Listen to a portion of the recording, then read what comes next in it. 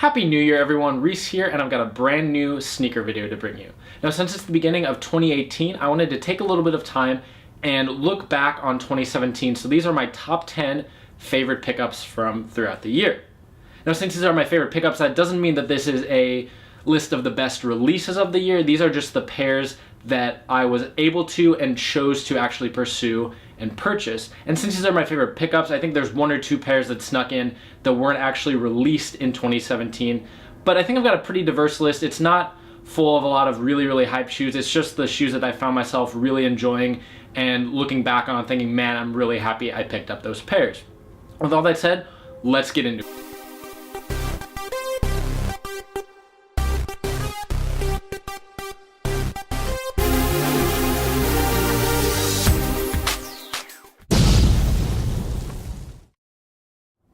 Coming in at number 10, we've got the Vans Old Skool in this bright colorway inspired by the 50th anniversary of the brand in 2016. This is a shoe that I just fell in love with when I was walking through the store. I wasn't expecting to pick up a pair of shoes, let alone a pair of Vans, but this is actually my very first pair from the brand. I love the colorway, the materials are nice, and it's just a fun shoe to kind of have and switch up my style with a little bit. At number 9, we've got the ADIDAS Harden Volume 1. This is one of my all-time favorite debut sneakers for an NBA athlete. It's clean, it's fairly simple, and there's not a ton going on. It also doesn't scream, hey, I'm a high-tech basketball shoe. You've got a really nice design, and I think it blends kind of that lifestyle aspect with some good on-court performance benefits, materials, and things like that. So I've really enjoyed rocking these throughout the year. Up next, we've got the ADIDAS Pureboost 2017.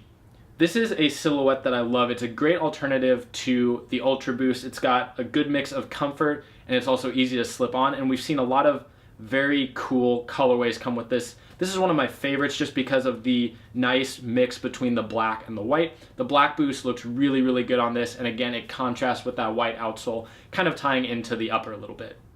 At number 7, we've got the New Balance Fresh Foam Trailbuster. This is a re-engineered and kind of simplified version of one of their 90s kind of outdoor running silhouettes. And what they did here was really cool. It's got just simple materials throughout. There's nothing crazy going on with the construction. You've got a booty upper, so you can just slip these on really easily. And then of course you've got fresh foam cushioning down below. Now that's not like the most amazing cushioning by any stretch of the imagination. I don't really like running in it in some of their other shoes, but for kind of casual everyday wear, it works out really well. For this particular pair, I was also drawn to the colorway. You've got hits of teal and purple that are reminiscent of something like a Jordan Grape 5, which is one of my favorite colorways of all time. It just came together really nicely on this shoe, and I was glad to pick them up. There was no way I could put this list together without having at least one Reebok Retro make an appearance. The brand brought back some of their most famous silhouettes in 2017, and this was probably my favorite return. This is the Reebok Shaq Attaq, of course, and it's such an iconic shoe. It's got that 90s vibe. And then growing up, I was also a really big fan of Shaquille O'Neal. Back in like middle school when he was with the Lakers and moving to the Heat, that was just when I was getting into basketball, and he was one of my favorite players. So having a chance to grab these was just a nice kind of throwback to those memories as well. Taking the number 5 spot, we've got what has to be the ugliest shoe on this list. This is the ADIDAS Garnett 3 from 2005. And I found this pair dead stock in my size on eBay earlier this year. Now I know I just said that this is the ugliest shoe on this list, and it's true. They're kind of bulky, they're kind of clunky, they're definitely a way outdated silhouette. But this is a shoe that I loved a lot growing up.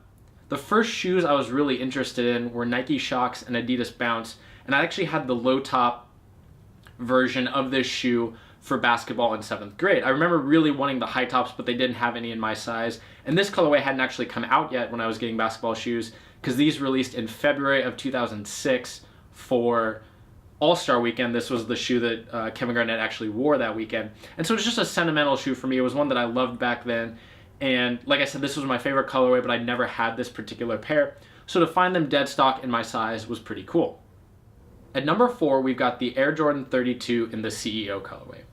There's a lot that I love about this shoe. Starting last year with the Air Jordan 31, Jordan Brand has been going back to the early Air Jordan shoes to take inspiration for the current signature model, and this one pulls some of its styling cues from the Air Jordan 2. That's a really cool trait to see, and I think they did a good job of creating a new silhouette that still definitely has a couple cues like the shape and a couple styling details taken from the Air Jordan 2.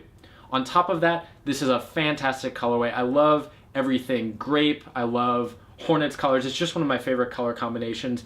And this is a really neat way to do that, but also keep it subtle and tie into that CEO or boardroom theme now that Michael Jordan is the owner of the Hornets. Coming up next at number 3, we've got the Nike LeBron 15. This is my favorite LeBron signature shoe. I think it's just a really well executed design. The colorways we've seen are fantastic. And the best part is Nike was able to use something they call battle knit, which is basically upgraded heavy duty fly knit on the upper to help kind of reduce some of the bulkiness and clunkiness that is normally associated with a shoe for LeBron, since he needs a lot of support, since he is a big guy and he's a very aggressive player. But so by bringing this battle knit, they've really created a shoe that anyone can wear. It's a great casual shoe, it's a great basketball shoe, and it also just looks really, really good in this Pride of Ohio colorway. This year's runner-up is the New Balance 574 Sport. I love what New Balance does when they reimagine some of their old silhouettes. You can definitely see the lineage of the 574 line here, but they made this a lot simpler, a lot sleeker, and brought the addition of fresh foam again for some of that great everyday comfort. I have a couple different pairs of this shoe, and it's just one of my favorites to grab and slip on and wear around. This year's number 1 pick comes as no surprise. What we have is the Air Jordan 1 in the Royal colorway. I love the Air Jordan 1. It's one of my favorite silhouettes, and this is the first time I've been able to get one of the kind of sought after, highly anticipated OG colorways for retail. I was really, really happy about that. I love the quality here, and this is a great color combination that's a little bit different than what we see with most Air Jordan releases, which is another plus for it. I love kind of some of the more unique color combinations, and that dark blue and black just works so well together, and it's a really versatile shoe, which I love. With all that said, thank you so much for checking out my top 10 pickups of 2017. I'd love to hear down below in the comments what your favorite pickups from the year were and what you're looking forward to in 2018. Thank you so much for watching, and have a great day.